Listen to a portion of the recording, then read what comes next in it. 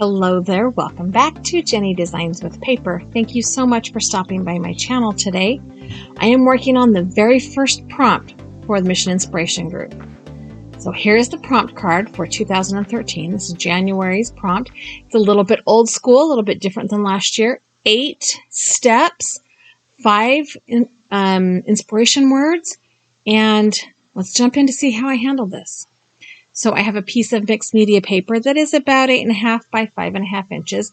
And the first step is to add torn pieces of book paper.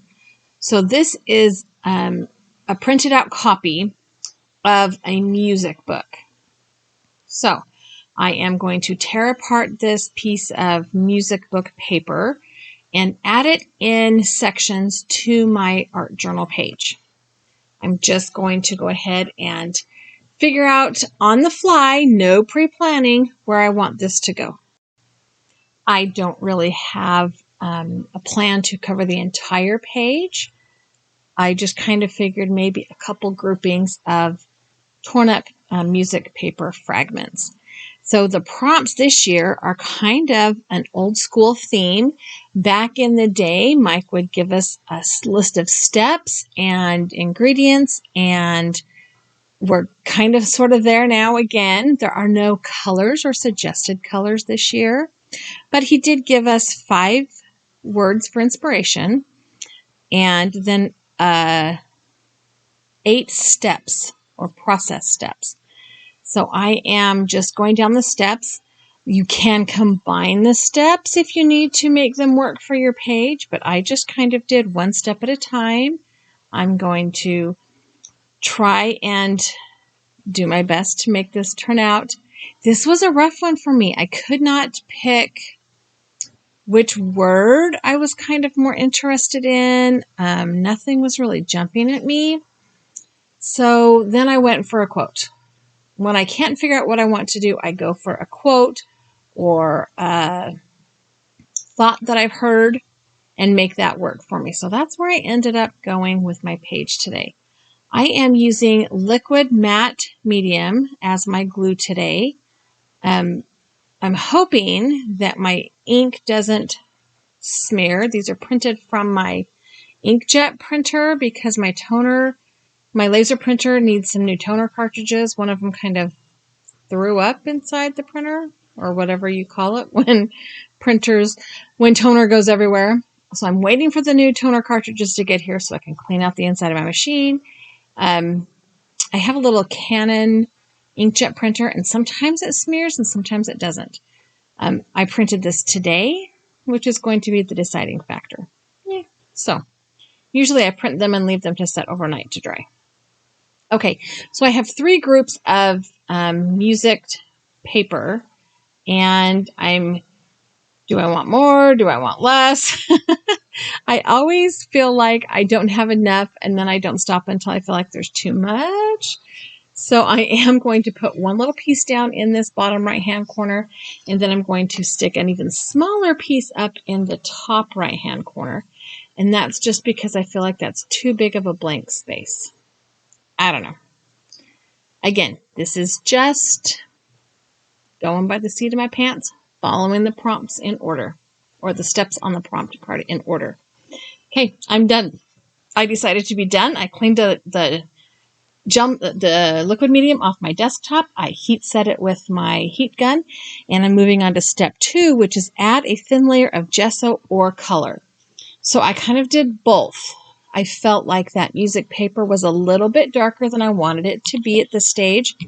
So I pulled out some white gesso and kind of pushed that pattern paper back with the white gesso.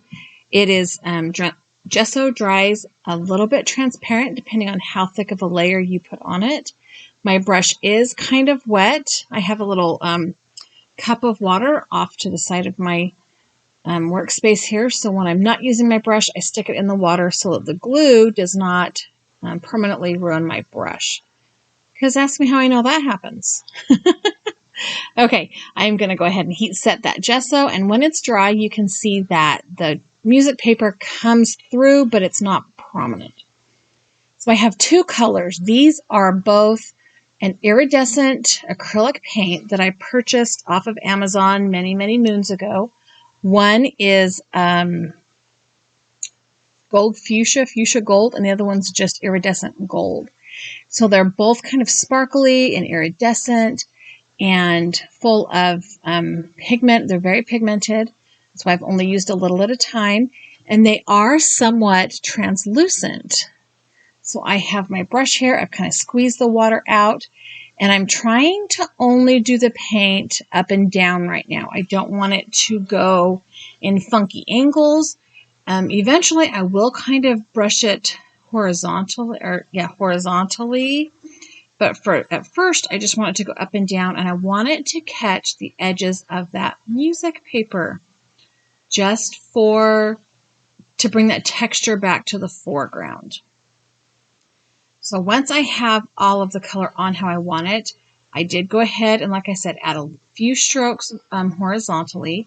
But I love this shiny paper, or shiny paint rather. It is so pretty, and the gold in it is so prominent. I just love it.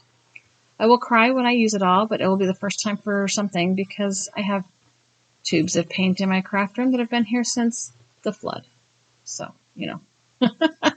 Okay, step number 3 is to add stamping to your page. So I have added to some acrylic blocks a couple of little hearts, because hearts is one of our words, and some music notes, because rhythm is one of our inspiration words, and I will be stamping them in archival ink. Now I have a specific place where I want my focal image to go, but that is some steps down or one step down the instructions still. So I'm kind of sort of guessing where I need these music notes to stamp. I want them to kind of be flowing from the focal image that I add to my art journal page. I did three sections of music notes, and then I stopped, or maybe I did 4. No, I did 3. And then I stopped and did not allow myself to add any more. And then I grabbed this little stamp block with the hearts. One is open, one is solid, and I just kind of stamped down the right-hand side of the page, and then I went down from the top of the left, and I'm just kind of adding a couple of hearts in there. In fact, some of them are not even going to be visible when all is said and done, but I have the music notes that symbolize the rhythm. I've got the music paper to bring in the rhythm. I've got the hearts. And so the next step is to add your focal point. Now it says add a single focal image. I have one focal image, but I'm going to add a couple of other things that are not an image. I'm kind of cheating, sorry. I'm going to take the rest of this music paper and I'm going to wonky cut 3 hearts. Because I need to pull that focal image, prop it up just a little bit. I feel like it just needs a little more. It just needs a little more. But also I want to pull that heart in. So I have just kind of folded that paper in half. I didn't crease it. And I've cut one kind of biggish size heart out of the paper. And then I'm going to cut 2 more hearts. Oh my goodness, I can't even speak words right now. 2 more hearts. Words are hard. And different sizes, just to add to the focal image of my page.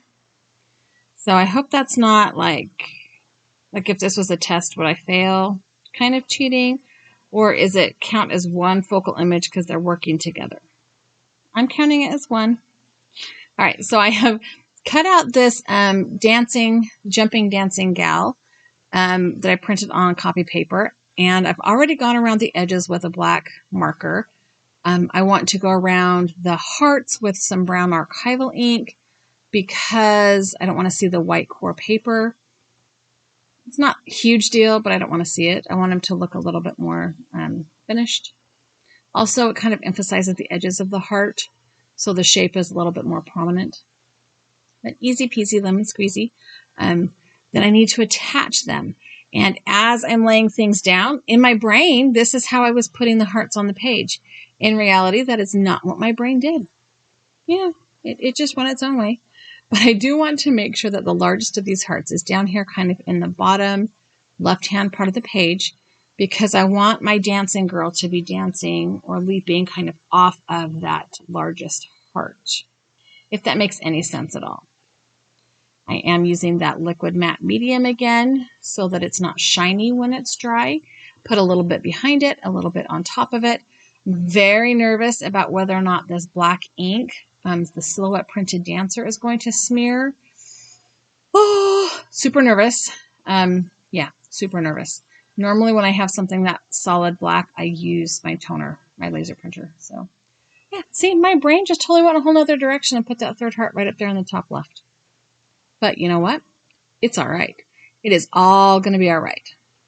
So now I need to adhere my dancer down. I am cautiously adding liquid medium over the top of her. Doesn't seem to be smearing. There's a little bit of a wrinkle where she's laying over the top edge of that heart, but I didn't want to tear things, so I did not try to fix it. And then I'm going to heat set that because it needs to dry. It needs to dry, dry, dry. So the next step after the focal image is to apply splatters or drips. I did not want to do drips because of how many collage pieces I have on this page. So I'm going to go with the splatters. I have some gesso here, and I'm going to pick up my fan brush, and then I'm going to add some water to the puddle or to the little dollop of gesso there to thin it out. I probably got it a little too thin, and then I'm just going to splatter my art journal page. I want the splats to look like they are coming off of this dancer, like she is sweating glitter as she's dancing. I don't know. And I'm going to heat set that. Our next step is to make matte marks with your fingers. And I hadn't thought this part through very much. So I turned around and pulled out of my drawer another one of these kind of pearlescent, shiny paints. This is called pewter. And I'm just going to dab my finger in it and kind of create registration marks, kind of like a, hey, look over here. One horizontal line, one vertical line in the bottom left, and the same thing in the top right. And then I made myself stop. I was not going to continue to add marks because I felt like if I added anything else, I was just going to go way overboard. So I'm stopping. I'm cleaning up my work surface. I'm heat setting this, and I am moving on to the next step. So the next step is to add a quote, phrase, or title. And I have a phrase, and it says, she dances to the song in her head, speaks with the rhythm of her heart, and loves with the depths of her soul. And my intent was to put this whole quote right in the top right-hand corner. Top right-hand corner. There we go. But I glued my dancing lady on too high. So I'm going to cut it into phrases. So I'm just going to take my scissors. I'm going to cut it. It's not going to be perfectly straight. I'm going to pretend that that doesn't bother me. And the quote is attributed to Dean Jackson. I also have that name printed, and I am going to adhere these down with some liquid medium. These did smear. That top one did smear. My paintbrush was a little bit too wet with water, and so when I added the liquid medium, it did smear the ink a little bit. I'm going to pretend I don't care about that too. And in order to not cover up my focal image too drastically, I did have to kind of wiggle this quote around. Now, if I had been making this page to make this page, I probably would have got a watercolor pencil out and drawn around those text boxes to make them look a little bit more planned, but that's not one of the steps, so I did not do that. I just kind of put them on there. I'm trying to be cognizant on that left-hand side of where my hole will be when I punch a hole in this to add it to my brand new binder for 2023. And once that started smearing, I let it go. I figured if it starts to peel up, I will put some glue stick behind it. And so for the rest of the strips of paper, I did not go over the top of them. I just put the adhesive on the page itself, and then used my fingers to make sure that strip of paper was completely adhered. Yeah, but if they start to peel up, I'll just use some glue stick. So yeah, I really like this quote. Once I found this quote, I felt like, okay, yeah, that is what I'm looking for. It uses the word heart, it uses the word rhythm. So then I just had to find the pieces that I needed to make that quote pop. Sometimes I start with a quote, sometimes I start with a focal image. It all just depends on how my day is going. Okay, I have that heat set. I've got everything all cleaned up. The next step is to doodle around the page edges. So my plan here is to create a border around the edges that looks kind of like heartbeats on an EKG. So I have pulled out my Zig pen, and I think this is like a 0.08. So it's not super thin, not super thick. And I'm not going to go all the way around. I'm going to doodle a couple of heartbeats, and then I'm going to skip some space and go back and doodle them again. At one point in time, I thought I was some kind of comedic genius and tried to go around a corner, so it looks a little bit weird. But you know, it is what it is. It does provide a frame, but also having the color not go all the way to the edge provides a frame. So it does give your brain that clue to focus toward the center of this page. So there are my doodles around the edge of my page. All I have left to do now is to sign it, because I have glued torn book text paper. I've added a thin layer of gesso and color. I stamped on my page. I added my focal image. I added splatters, or drips actually, or splatters rather. Yes. I made marks with my fingers. I added the quote, and I doodled around my page edges.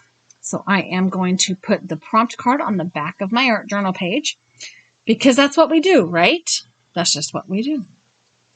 And I'm going to make sure I don't put it in the part that's going to get holes punched in it to add to my binder. And I can just smooth that down. There is a little bit of adhesive sticking out the bottom. I can just rub that off with my fingers. And then I'm going to sign the bottom, and that's it. So I just grabbed my Zig pen again and signed my name and dated it with the date that I created this page, which is, well, today for me, but not necessarily for you.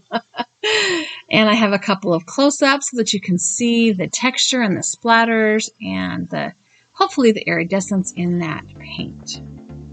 Thank you so much for stopping by my channel. I hope you enjoyed the first mission inspiration prompt of 2023. I have a couple of other videos here I think you might like, as well as a subscribe button. Click that button, subscribe to my channel, give me a thumbs up, leave me a comment, and have a really great day.